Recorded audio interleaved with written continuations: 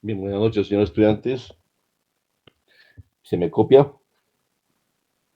Buenas noches, doctor. Sí, se le escucha bien. Ok, bien.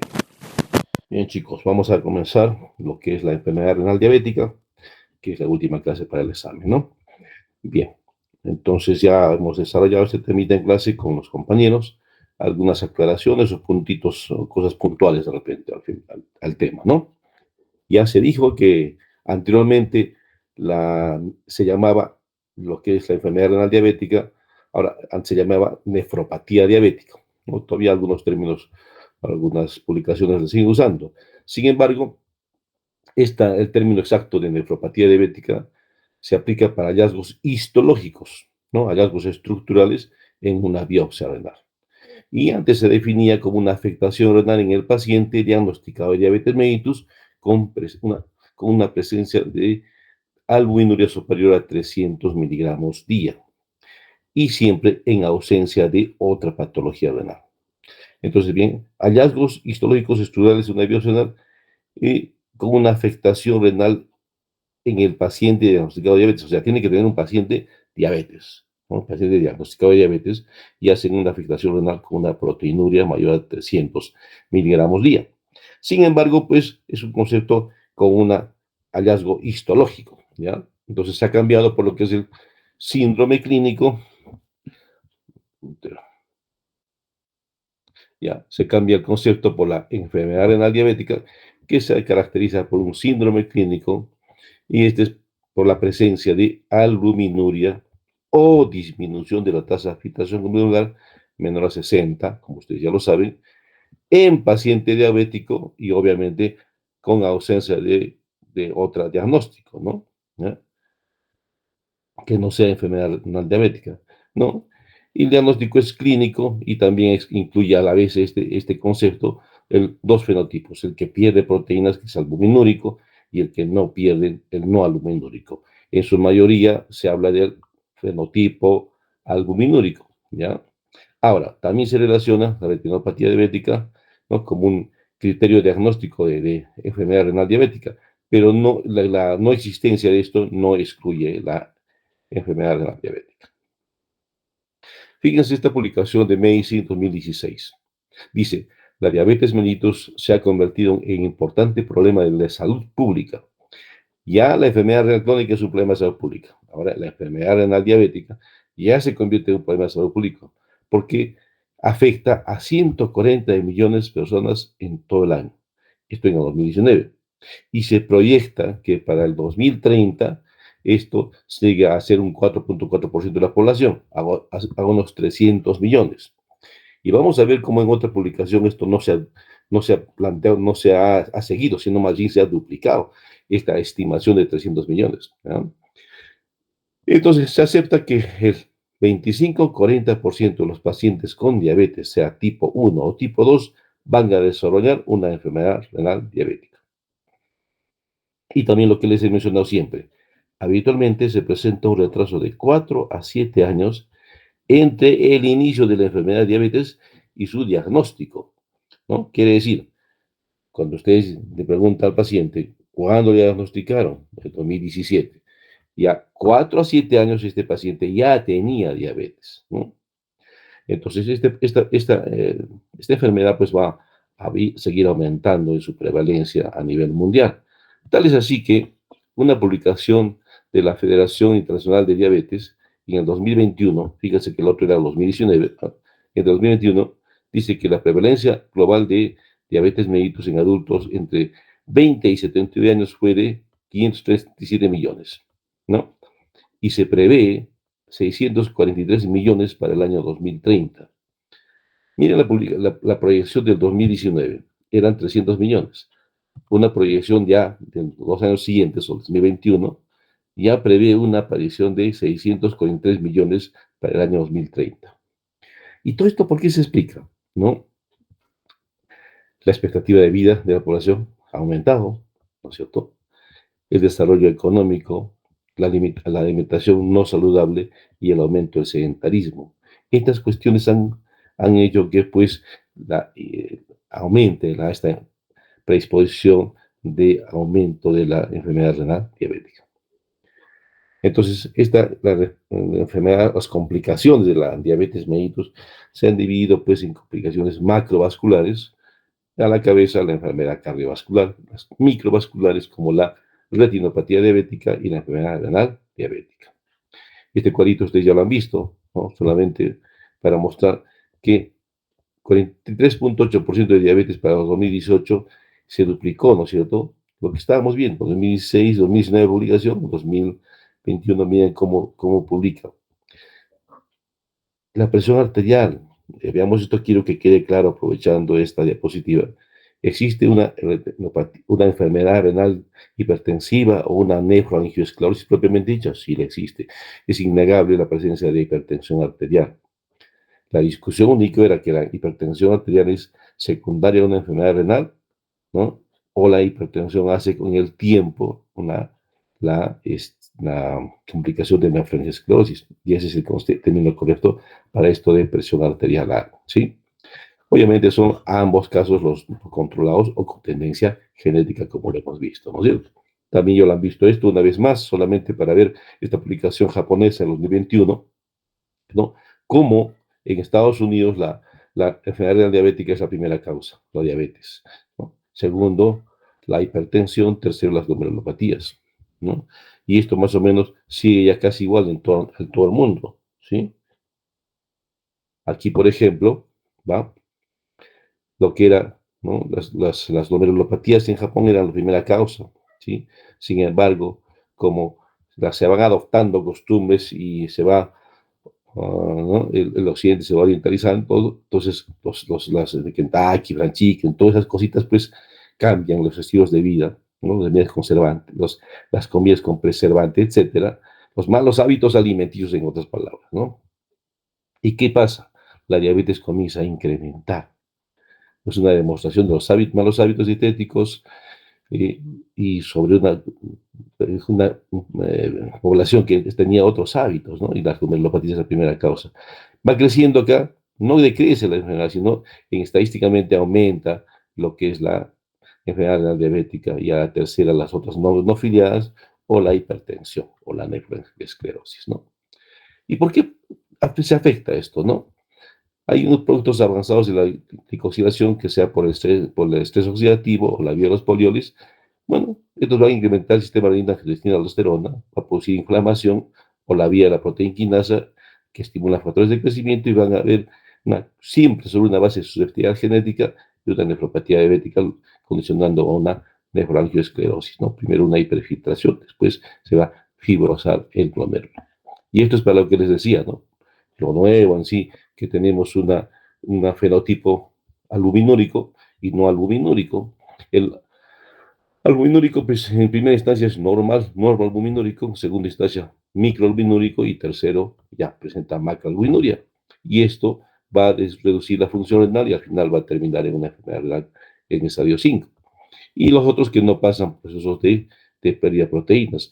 Pero eso es el menor por ciento, ¿no? Es un fenotipo atípico, que es el 20 al 40%, siendo el mayor el 60-80%. La vía clásica. No albuminúrico se divide a veces en este atípico, en que puede presentar una regresión de albuminuria o también una rápida progresión, en este caso, ¿no? De estadio normal a una falla renal rápida, ¿no? Entonces aquí no sé por qué se presenta, porque algunos grupos de pacientes con diabetes mellitus no presentaban la clásica evolución de proteinuria, ¿no? Pero sin embargo había un daño de la filtración glomerular que descendía rápidamente, ¿no es cierto? Sumado a ellos son otros factores que se tienen presentes, ¿no? La obesidad, la dislipidemia y el tabaquismo lo engloban una vía metabólica y una vía hemodinámica. En estos factores, como por ejemplo, van a empeorar, ¿no? Van a presentar la hipertensión arterial, y este va a activar el sistema de renina-angiotensina-aldosterona. Este va a incrementar o presentar una hiperfiltración glomerular. La lesión de la barrera de filtración se va a dañar, va a presentar albuminuria, va a producir una reparación del daño creando fibrosis, después se va a hacer una glomerulosclerosis y al final una atrofia tubular e intersticial. Y por la vía metabólica, pues la hiperglucemia la glucosuria, que también estimula la activación del sistema renina, angiotensina, aldosterona, y otra vez de la cascada de esto, o productos avanzados del estrés oxidativo o la glicosilación avanzada, producen inflamación, lesión de la barrera, la albuminuria y la fibrosis, ¿no? Y ustedes ven en este gráfico lo que está pasando, lo que va a pasar, ¿no? Expansión de la matriz mesangial, ¿no? Esto, una alteración de la membrana de filtración glomerular, ¿a través de qué? La membrana positaria, ¿no es cierto? Esta va a perder, por tanto, comienza a perder proteínas, ¿no es cierto? Bien. ¿Y todo por qué? ¿No? Hemos visto estos factores: obesidad, dislipidemia, tabaquismo, factor genético por allí, ¿no es cierto? Y el tabaquismo, como hemos visto, la mala alimentación. Así más o menos como este gráfico es lo que está pasando actualmente, ¿no?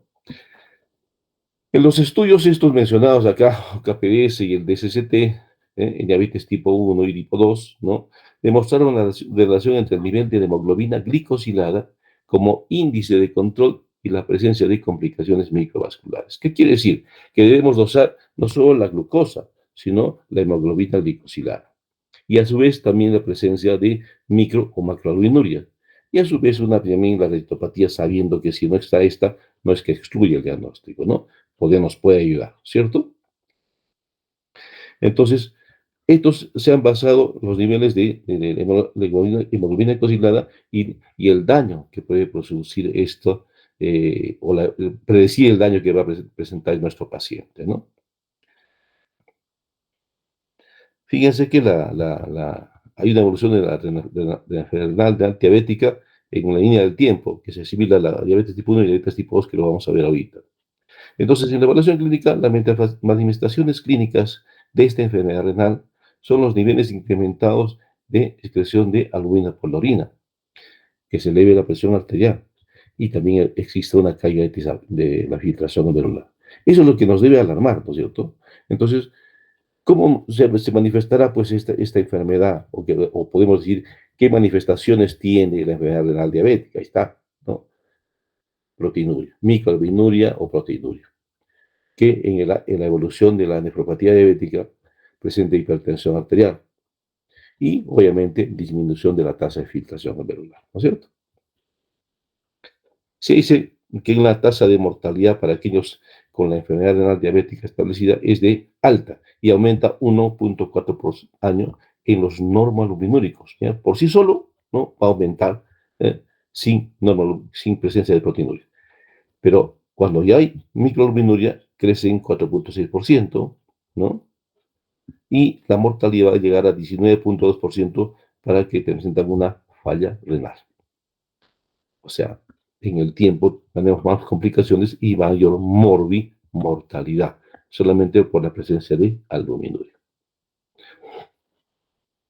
Ahora, nosotros podemos intervenir en el camino de esto y en enlentecer la evolución. Sí, podemos enlentecer la evolución, sean medicamentosamente, dietéticamente, para disminuir la pérdida de proteína, enlentecer la presentación de hipertensión arterial y así evitar que llegue a una insuficiencia renal crónica terminal. Los parámetros que nos permiten identificar la presencia de enfermedad diabética son la albuminuria. Entonces, como hemos dicho desde la primera clase, tenemos que hacer 2 a 3 determinaciones de microalbuminuria o proteinuria en el lazo de 3 a 6 meses. Una sola no, nos orientará. Ahora, claro, si es una sola y tenemos muy franca, obviamente ya está con daño, pero en teoría, tú para hacer tu screening o tu evaluación de daño renal en un paciente diabético pedirás 2 a 3 determinaciones de proteinuria en el lapso de 3 a 6 meses. Si bien es cierto, también esto hace mención a que no solo se pide pedir proteinuria 24 horas, sino también la tasa lúmina creatinina, en orina minutada, en orina primera orina de la mañana, como lo hemos visto, ¿no es cierto? Sí, chicos, fíjense, cuándo tenemos que tener cuidado, que puede ser un error, ¿no es cierto? O puede estar elevado gracias a que el paciente de repente tenía un proceso febril, una insuficiencia cardíaca, una infección urinaria, exceso de actividad física, ¿no? Entonces, cuando no está controlado esto, ahí no debemos pedir esta tasa de filtración glomerular, perdón, la microalbuminuria, ¿no es cierto? ¿Y cómo medimos la tasa de filtración glomerular? Ustedes ya lo saben, ¿no? A través de la CKD. Entonces, estamos desarrollando lo que habíamos dicho anteriormente, ¿no es cierto? Que debemos buscar las manifestaciones de nuestro paciente. niveles incrementados de excreción de albúmina en la orina, micro o macroalbuminuria, la pérdida de proteínas en sí.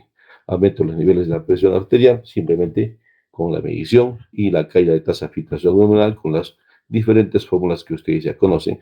A la cabeza es esta, ¿no es cierto? Esto queda como histórico, ustedes ya lo saben eso. ¿Sí? Entonces, ¿qué tenemos que hablar? Que el paciente tiene que tener una carga genética, tiene que tener trastornos hemodinámicos y pues, alteraciones metabólicas.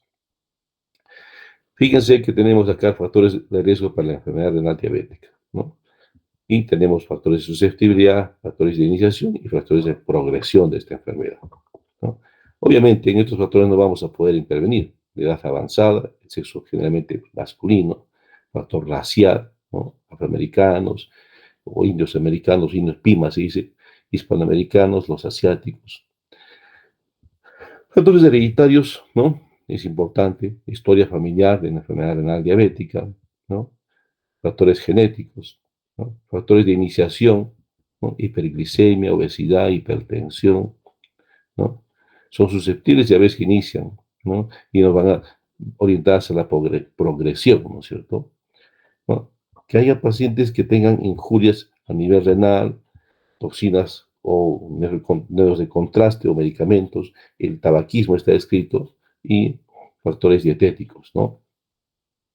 Fíjense, alta ingesta proteica es un factor de susceptibilidad y también de progresión, ¿no? Entonces ahí, cuando tiene un daño renal, se dirá que menos carga proteica, sobre todo de carnes rojas o de origen animal. Lo vamos a ver ahorita, ¿no? Entonces, factores de riesgo cardiovascular en un paciente que tiene una nefropatía diabética, hipertensión, dislipidemia, ¿no? Hipertrofia ventricular izquierda, ¿no? Actividad física baja, hiperfosfatemia per se, las toxinas urémicas, la anemia, la esclerosis de las arterias, la proteína C reactiva elevada, la hipoluminemia, disfunción endotelial, estado de hipercoagulabilidad y calcificación valvular.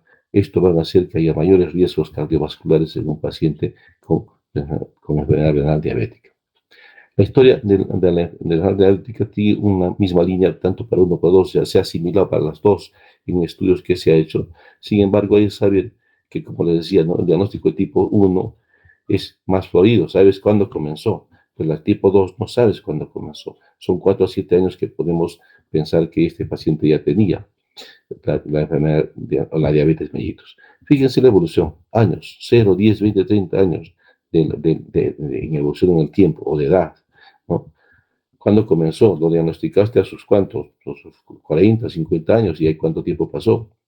Entonces, las fases de la nefropatía diabética serían la nefropatía preclínica, incipiente, establecida, insuficiencia renal y terminal. Podemos hablar aquí inclusive de hiperfiltración, ¿ah?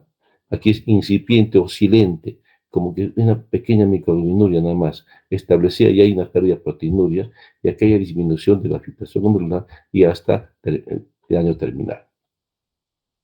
Los cambios estructurales, anatomía patológica, aumento del lóbulo glomerular, engrosamiento de la mano basal glomerular y expansión mesangial, y al final terminados en la glomerulosclerosis. Pero fíjense cómo pasa el tiempo, ¿no? No es que a los 6 años de diagnóstico ya el paciente tiene una nefropatía diabética en estadio 5, no, pues no. Entonces tenemos que tener la relación hacia la conjunción. Aquí fíjense cómo, ¿no? Va disminuyendo la tasa de filtración glomerular y la proteinuria va incrementando en el tiempo, ¿sí? Entonces, primero es leve o nada y después se incrementa progresivamente, ¿no es cierto? Y la tasa de filtración glomerular va a caer en el tiempo, ¿no es cierto? O acá este otro gráfico, fíjense los años para arriba, ¿no? Y el paciente llega a estar asintomático inicialmente, pero después de eso, ¿no? Va presentando ya proteinuria y después uremia, ¿no? Y esto, si la tasa de filtración glomerular está en 120, va a ir decreciendo progresivamente con el pasar del tiempo y la creatina va incrementando progresivamente, ¿no? Y la proteinuria obviamente se va haciendo manifiesta, ¿no es cierto? Entonces, va a haber cambios estructurales, cambios funcionales, va a haber hipertensión arterial, se va presentando como parte de la evolución de la enfermedad renal diabética, de la microalbuminuria vamos a pasar a proteinuria y va a presentar luego insuficiencia renal o enfermedad renal, compromiso renal y al final la insuficiencia renal terminal. Y en este lapso, el riesgo cardiovascular se va a incrementar progresivamente, ¿sí? Que es la primera causa o la etiología de causa de fallecimiento de estos pacientes. Aquí, según Mogensen, este cuadro me gusta porque explica bien lo que quería decir, ¿no? Estadio 1 presente al momento del diagnóstico de diabetes mellitus. Tenemos hiperfiltración glomerular en primera instancia. Segundo es engrosamiento de la membrana basal glomerular y expansión del mesangio. Pero fíjense acá, ¿no? Acá es, en el estadio 1 se llama hiperfiltración o etapa perdón, hiperfiltración. Acá, en el estadio 2, solamente es normal, no hay mucho cambio, entonces se llama silente. Después presenta microalbuminuria, macroalbuminuria y al final insuficiencia renal terminal. Fíjense cómo más o menos va de 5 en 5 años, ¿no? Obviamente el diagnóstico a los 5 años, diríamos a los 10 o 15 años, 15 a 25 años y 20 a 30 años. Fíjense, va incrementando la diabetes que sería acá a los 5 años, a los 10 años más generalmente, entre el lapso de 6 a 15, entonces 10 años a más, ya presenta hipertensión arterial, ¿no? Entonces, esto es, que quiere decir que si un paciente, ¿no?, ya tiene presión alta, ustedes que pensar que este paciente por lo menos ya tiene, si fuera 5 más los 5 que hemos diagnosticado, son 10 años de diabetes, para que el paciente haga su hipertensión arterial siguiendo la línea evolutiva de la enfermedad renal diabética. Y nosotros podemos intervenir en diferentes estadios de esta enfermedad renal diabética con los medicamentos, con la dieta, con la actividad, con el retiro del tabaco, disminución de peso, etcétera, y podemos enlentecer la evolución. No la vamos a sanar, pero vamos a enlentecer y podemos evitar que el paciente en el lapso del tiempo entre a un estadio 5 o diálisis, pero sí también saber que algunas noxas la pueden descompensar o nuestras malas intervenciones.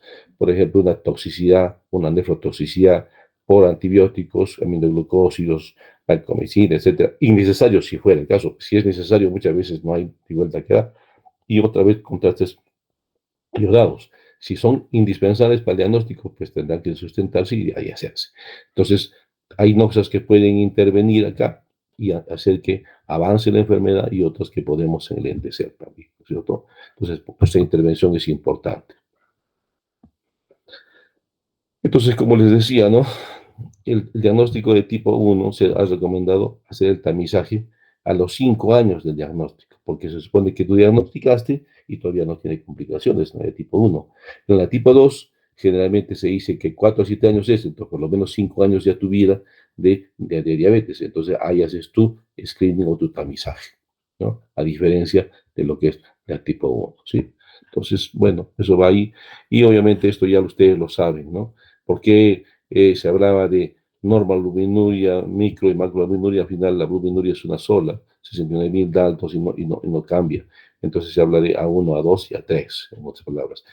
Sigue siendo los mismos valores, menor a 30, 30 a 300 y mayor a 300 para la proteinuria, ¿no?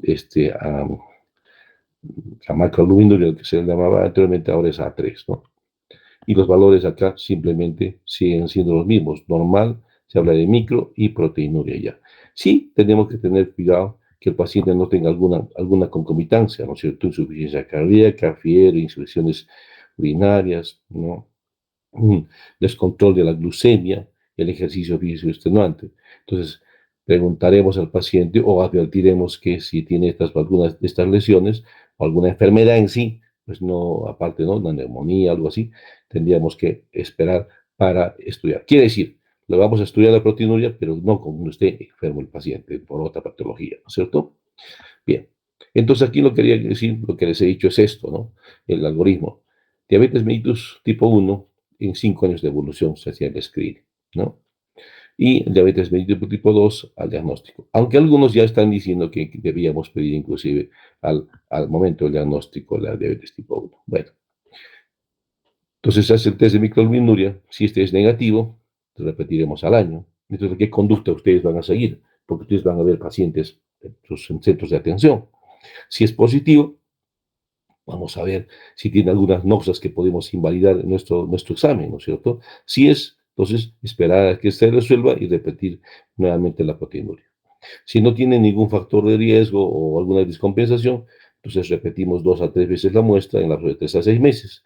Si son positivos y ya presenta microalbuminuria, ya tenemos que iniciar el tratamiento. Y vamos a iniciar el tratamiento con IECAS y ARAS y medicación en general. Pero también vamos a hacer la tasa de filtración pulmonar, aquí está bien clarito, CKD-EPI, ¿cierto? Entonces, ahí tenemos las alteraciones, si no hay alteraciones, ¿no? Vamos a hacer un seguimiento anual, si hay presencia de microalbuminuria y la tasa de filtración glomerular está disminuida o hay incremento de creatinina, iniciamos tratamiento IECAS o ARA2 por su, por su acción de disminuir la evolución del daño renal y disminuir la proteinuria. Y hacemos un seguimiento trimestral. Si este tenía microalbuminuria y a ves una tasa de filtración glomerular disminuida y un incremento de creatinina, hay que remitirlo al especialista, ¿no? Tratamiento, lo que les decía, a la base fundamental, ¿no es cierto? Tenemos que tener 4 puntos. A la cabeza yo diría esto, control glucémico, porque el diabético controlado tiene menor tendencia a hacer complicaciones, por lo menos de menos gravedad. Va a ser, pero tiene menos gravedad. Entonces, control de la presión arterial, yo creo que había que cambiar esto, control glucémico, control de la presión arterial, y ahí los usamos, ¿no? Disminución o inhibición del eje adrenina-angiotensina aldosterona, ¿cuál? IECAS y ARAS, y esto va a reducir el riesgo cardiovascular. ¿Sí? Se me ocurrió, recién debíamos cambiar esto atrás. Si es un diabético, control de glicémico. Si es un hipertenso, control de la presión arterial. Ya le hemos visto los valores, ¿no es cierto? Aquí son los mismos, se repiten los mismos valores. Entonces, el diabético, a la cabeza, control de glucosa. El hipertenso, control de la presión arterial. Pero este señor diabético o enfermedad diabética hace los dos. Entonces, que tenemos el control de glucosa, control de la presión arterial, a la vez inhibimos el eje adrenina-angiotensina aldosterona y esto va a disminuir el riesgo cardiovascular, ¿no es cierto? ¿Ya? Tratamiento de la hiperglucemia pues, es fundamental, ¿cierto? Entonces, ahí nos mandan diferentes valores que debemos obtener, pero sin embargo, ¿no? Este control de la glucosa va a depender de qué? De la actividad física del enfermo, dos, del medicamento, ¿no? Y de la dieta, ¿no? Más estrictamente en el orden sería dieta, primera instancia, ejercicio y pues, la medicación, ¿no? Con sus controles correspondientes. Ellos tienen que tener su glucómetro en casa, ¿no? Lo logramos con diferentes medicamentos y hay casaras, ahora tenemos una infinidad de medicamentos para la diabetes y que también disminuyen la mejoría de la glucosa, la glicemia y la presión arterial, ¿no? Aquí donde está el tratamiento. Consumo de proteínas también, ¿no? Se dice que se reduce a 0,8 gramos desde el estadio 1 a 3, más específicamente es desde el 3 adelante, ¿ya? Pero sí, pues algunos lo indican, ¿no? Sobre todo lo que son las carnes rojas, ¿no? Y hablando de la res y cerdo, sobre todo, y vamos a darle pescado y proteínas como las leguminosas, ¿no es cierto? Como serían los frijoles, las lentejas que tienen buena proteína. Pero también recordar que si tenemos estados avanzados, también hay que tener cuidado por la carga de potasio en el estadio 3, en el estadio 4 o 5. Antes del 3, no, 3, 4 y 5 ya. Y el afán de hacer una conjunción de actividades para disminuir la agresión de esta enfermedad en nuestros pacientes, ¿no? Las grasas, ¿no? Monopolinsaturadas en relación a las grasas saturadas, régimen de frutas y verduras, ¿no? Bajo consumo de alimentos ricos en sales y los embutidos y enlatados a la cabeza de estos, ¿no? Para se les recomienda a los pacientes diabéticos que su dieta sea cada 4 o 5 horas. Y la bebida líquida, ¿no es cierto? El agua, sin embargo, no es recomendable pues el consumo de estas botelitas de energizantes porque tienen glucosa, ¿no es cierto? Entonces, el tratamiento entero del paciente con nefropatía diabética, fíjense el control de la presión arterial. Esto ya lo hemos dicho también en otras exposiciones, 130-80, si proteinuria menor a 1 gramo, y es mayor a 1 gramo, ¿no? O tiene proteinuria, es 125-75. Hemos mencionado también que de repente en alguna población no lo vamos a llegar a alcanzar y por ahí nos sugieren hasta 140-90. Lo ideal sería esto, chicos, lo ideal, pero también ver a quiénes se puede llegar. dice, podemos iniciar IECAS y ARAS, ¿no es cierto? Y dice algún momento hasta la dosis máxima tolerable, o sea, donde no haga hipotensión al paciente y lo pueda tolerar, pues, ¿no? Y esto es el objetivo de reducir la albuminuria.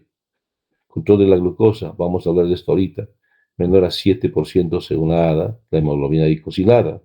Entonces, el control de la glucosa, ¿no? 116, ¿no? 120 si quiere, y la hemoglobina glicosilada menor a 7.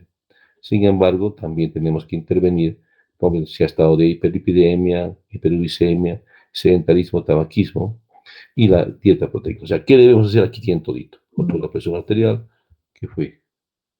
Ok.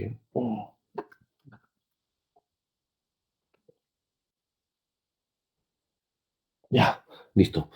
¿No? Tenemos que tener entendido que vamos a controlar la presión arterial, reducción de la albuminuria, control de la glucosa de primera instancia, control de otros factores y reducción de la calidad proteica, ¿no es cierto? Esto, sin embargo, solamente para que vean que diferentes estudios, Ontario, Altitud, nos mencionan inclusive frecuentemente que los saltán, ibersaltán, tienen efectos de disminuir la enfermedad renal crónica, disminuir la proteinuria y disminuir la mortalidad. Entonces, sin embargo, no debemos mezclar, ¿no? Aquí, miren, ramipril o cartopina, almizón y IACAS versus telmisartán o telmisartán y ramipril, no beneficios no hay beneficios, más bien ahí incrementa posiblemente la mortalidad cardiovascular. Entonces no se debe mezclar, ¿sí? Ahora, aquí este cuadrito sí, ¿no? La hiperglucemia nos dice la hemoglobina glicosilada menor a 7. Y ahorita vamos a ver que deberíamos ser más estrictos al respecto, pero la recomendación es 6.5 a 7, ¿no? Y esto quiere prevenir la aparición de albuminuria o también retrasar la progresión de esta. La hipertensión arterial, ya hemos visto, 180, en el caso de proteinuria, mayor a 1 gramo, 125-75. También previene la nefropatía y retrasa la progresión. La dislipidemia, nos dicen que el LLL tiene que estar menor a 100. Y si tiene riesgo cardiovascular, fíjense, menor a 70, ¿no? Y si hay riesgo de con nefropatía más diabetes, ¿no? Entonces, menor a 70, inclusive, más estrictos, ¿no? Va a disminuir o retrasar la progresión. El tabaquismo definitivamente, no dice, es un retiro total. La proteína de dieta tenemos que bajar 6 a 8 gramos, ¿no? Para menor filtración glomerular menor a 25. Cuanto está entre 70 y 50 de 1 o 0.81, ¿ya? Y para los que tienen mayor de 70, no restricción proteica. En una diapositiva acá nos decía desde el 1 al 3, ¿no es cierto? No, como les decía, aquí debemos intervenir cuando ya hay un compromiso ya en estadio, de la mitad del estadio 2, digamos, ¿no? ¿Ya? Restricción de sodio no hay vuelta a quedar, ¿sí? Es importante la restricción del sodio. Evita la disminución del efecto de los IECAS y los SARAS también, ¿no? Que si le das mucha sal, pues no hay un efecto adecuado. Solamente esto para que veamos cómo los medicamentos, cuando hay una disminución de la tasa de filtración glomerular, se deben disminuir el uso. Ya lo mencioné otra vez en la clase, ¿no? No se depura a nivel del renal los metabolitos activos, ¿no? A nivel del hígado y después se elimina por renal, pero no funciona bien o tiene daño renal, entonces se van a acumular y encima el metabolismo de la insulina. Entonces, fíjense acá, la metformina solo se puede usar hasta el estadio 3, no 4 ni 5. La sulfonilurea es igualito, ¿no? Algunos medicamentos, pioglitazona, que son orales, la linagliptina, ¿no? Inhibidores de BP4, todavía se pueden usar inclusive hasta estadio 5, ¿sí? Pero esos son los modernos, los últimos, ¿no? Y aquí ya inclusive usamos los inhibidores SGLT2 que se pueden usar ya a una tasa de filtración menor a 20 nada más. La insulina, si algún paciente todavía tiene la glucosa alta estando ya en estadios avanzados o inclusive en diálisis, solo se puede usar insulina o en algún momento la linagliptina. Los otros medicamentos como la metformina, las bigonidas o glibenclamida, pues quedan solo hasta el estadio 3. Ya le hemos dicho el porqué. Fíjense esta publicación donde dice que hace una analogía entre la relación del valor de la hemoglobina glicosilada y la la glicemia promedio estimada, ¿no? Glicemia promedio estimada. Por ejemplo, decíamos, ¿qué nos dice la recomendación? 7 de hemoglobina glicosilada. Y el valor de glucosa sería 154. Entonces, si queremos ser un poquito más estrictos, ¿no? La Asociación Europea de Diabetes nos dice 6.5, ¿no? Entonces, 140. Fíjense, 6 tendría que tener la hemoglobina glicosilada inclusive para que estamos casi cerca al valor, 126. Entonces, en primera instancia es el control de la glucosa en los pacientes. Esto no se lo voy a preguntar, obviamente, solamente quiero que tenga con esto el concepto claro. Si yo tengo una hemoglobina glicosilada 7 máximo, ¿no?, que debe estar ahí, fíjense cuánto es 154. Mejor me quedo con 6.5 que llega a 140 y hasta exigirle que no solo tenga 6.5 de su hemoglobina glicosilada, sino llegue a 6.